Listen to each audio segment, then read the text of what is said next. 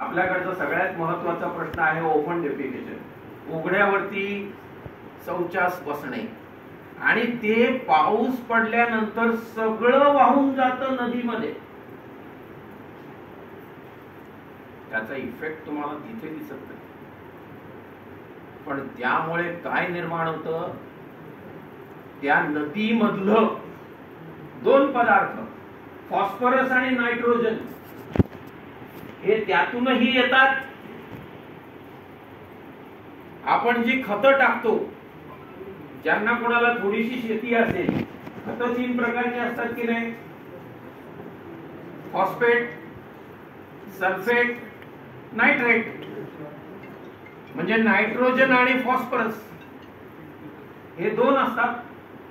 आणि हे जेव्हा वाढतात तेव्हा पाणवेली आणि अल्गल ब्लूम, अलगी वाढते पाण्यावर.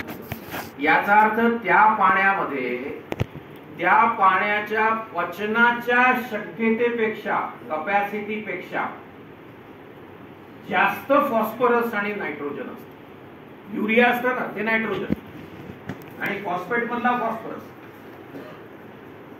Human excreta, animal excreta. Excreta म्हणजे ह्युमन वेस्ट, ॲनिमल वेस्ट.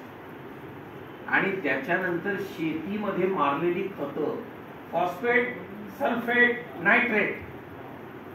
आपल्याकडे खतांचं प्रमाण ठरलेलं असतं की शेतकरी ठरवतो. आपली 2 माणसं जी आहेत, एक शेतकरी, तो ठरवतो किती मारायचं, किती इन्सेक्टिसाइड, किती पेस्टिसाइड, किती फॉस्फेट, किती सल्फेट, किती नायट्रेट. आपण जर सांगायला गेलो तर तो आपला काम पकडतो. तुम्हाला काय कळतं, तुम्ही केली आहे का शेती, तर नाही केली, अजिबात बोलायचं नाही, मला माहिती आहे, गेली 50 वर्षे हेच काम करतो. बरं, त्यांनी पिकवलं आणि ते आपण घरात आणलं, आईकडे पिशवी दिली, पत्नीकडे पिशवी दिली, बहिणीकडे दिली, तिने भाजी करायला सुरुवात केली. आणि तिथे जर जाऊन आपण सांगितलं की हे असं नको करू, परत ती जागा कॉन्ट्रोवर्सी. म्हणजे शेतात शेतकऱ्याला सांगू शकत नाही. घरात किचन मध्ये गेल्यानंतर ती नियमच टाकते, उद्यापासून त्या गेटच्या आतमध्ये यायचं नाही. तुला माहिती आहे का, तू जन्माला येण्याच्या अगोदरपासून मी जेवण बनवते. म्हणजे तिथे पण विषय संपतो. ही 2 माणसं, एक काय पिकवतो, कसं पिकवतो, आणि दुसरा कसा बनवतो आणि तुमच्या पोटात ढकलतो. या दोन्ही ठिकाणी आपल्याला आर्ग्युमेंटला कुठलाही वाव नाहीये.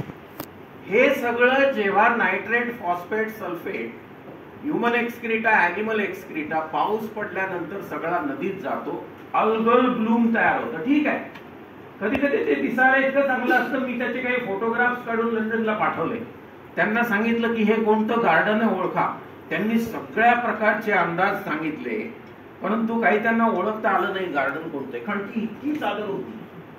हे अजिबात असं दिसत नव्हतं की हे गार्डन नसेल, पार्क नसेल. ती सगळं अल्गल ब्लूम होतं. माझ्या खालीच नदी आहे, गोदावरी नदी, त्याच्यातलं अल्गल ब्लूम मी त्यांना दाखवलं. इमॅजिन करा त्याचं पुढे काय होतं. हे अलगी कायम राहत नाही, ते कालांतराने मरतात आणि खाली जातात. त्याच्यावर बॅक्टेरियल ऍक्शन सुरू होते, आणि बॅक्टेरियल ऍक्शन सुरू होताना ते पाण्यात उपलब्ध असलेला ऑक्सिजन खाऊन ऍक्शन करतात. म्हणजे त्या पाण्यामध्ये अल्गल ब्लूम मुळे एक तर खाली सूर्यप्रकाश जात नाही, दुसरी गोष्ट बॅक्टेरिया त्याच्यावरती ऍक्शन करतात आणि ऑक्सिजन संपवतात. मग त्याच्या खालचं मरीन लाईफ जे आहे, ॲक्वाटिक मरीन लाईफ, याच्यामध्ये प्राणी पण आहेत आणि वनस्पती आहेत. या दोन्ही नष्ट होतात कारण त्यांना ऑक्सिजन मिळत नाही. हा एक पार्ट झाला. त्यानंतर पूर येतो, आपले दरवाजे उघडतात, पाणी सोडतात, ते पाणी सरळ डायरेक्ट निघतं जायकवाडी. म्हणजे आपण जे काही विसर्जित केलं, आपण आपल्या कुत्र्यांनी, ते सगळं गेलं कुठे.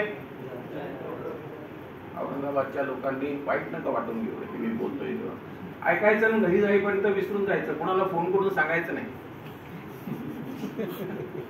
बरं, जायकवाडी पर्यंत पोहोचलं तिथे आणखी वाढ होते की कमी होते त्याच्या पुढे जाण्यासाठी? अख्खा मराठवाडा. मग शेवटी जातं कुठे? आंध्र प्रदेश सीमांध्र.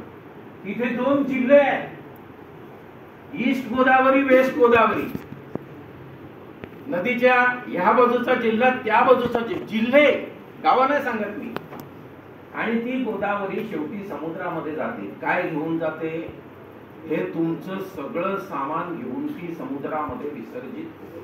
बरं, गोदावरीच विसर्जित होते का? सगळ्या नद्या ज्या तिकडे वाहत जाणाऱ्या आहेत त्या नद्या, कोकणातल्या नद्या इकडे वाहत जातात अरबी समुद्राकडे, त्या नद्या, अधिक आपली नर्मदा आणि तापी त्या अरबी समुद्राकडे जातात खंबातच्या आखातामध्ये. या सगळ्याकडच्या आपण गोदावरीचं एक सॅम्पल म्हणून एक्झाम्पल घेतलं. बाहेर असं सांगू नका हा की आपली गोदावरी फार वाईट आहे, फार प्रदूषित आहे. सगळ्या नद्या गेलेल्या आहेत आपल्या सगळ्या. कोकणामध्ये मी नोकरी केली, त्याचा आणखी एक हे सांगतो तुम्हाला मी. केमिकल फॅक्टरीज काय करतात, प्रत्यक्ष त्यांच्यावरती रेड टाकाव्या लागल्या मला. आणि तेही कशामुळे? काही गोष्टींचा अभ्यास केलेला आहे त्यामुळे. या सगळ्या नद्या घेऊन गेल्या.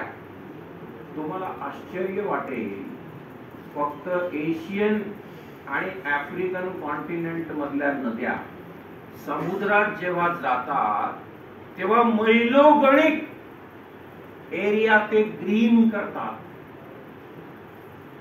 It is called as green C.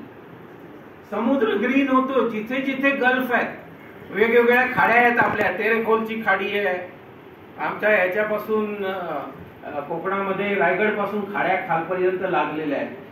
या सगळ्या खाड्या ग्रीन खाड्या झालेल्या आहेत. म्हणजे काय होतं तिथे? अल्गल ब्लूम, हायसिंथ, पाणवेली, जे आपल्याला मी इथे सांगितलं तसंच सगळीकडे आपण समुद्र पण ग्रीन केलेले आहेत.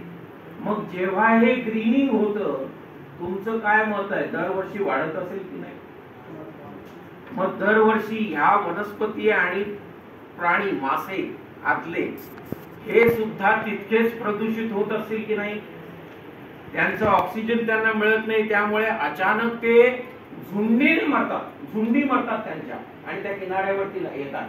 अनेक वेळा तुम्ही बघाल तर किनाऱ्यावरती मोठे मोठे मासे मरून पडलेले आलेले तुम्हाला दिसतील. आता याचाच एक भाग, काही केमिकल झोन्स आहेत आपल्याकडे. कोणता केमिकल झोन आहे?